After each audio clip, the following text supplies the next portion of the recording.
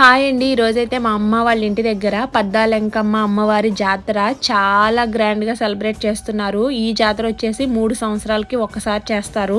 ప్రతి ఇంటికి ఎవరు చుట్టాలున్నారో అందరికీ చెప్పుకొని అంగరంగ వైభవంగా చేసుకుంటారు. ఆడపడుచులైతే ఖచ్చితంగా వెళ్ళాలి అంటారు ఈ జాతరకి. ఇంకా దూరాల్లో ఉండేవాళ్ళు వీలైన వాళ్ళు వెళ్తారు, వీల్లేని వాళ్ళు వెళ్ళరు. కర్రలు కొడుతూ కనిపిస్తుంది చూడండి. అక్కడ వచ్చేసి ఒక చిన్న బండిలాగా ఉంటుంది. దానికి మేకని ఇంకా అలానే పందిని వీటిని కడతారు. ఒక కొండలో అయితే ఇలాగ కాగడ వెలిగించి పైన కర్రలతో కొట్టుకుంటూ గుడి దగ్గర నుంచి శ్మశానం వరకు తీసుకెళ్తారు. అన్ని జాతరలు వేరు కానీ మా జాతర అయితే కనుక చూడండి, షర్ట్లు అందరూ తీసేసి కరెంటు తీగల పైన వేసేస్తారు ఈ జాతరకి.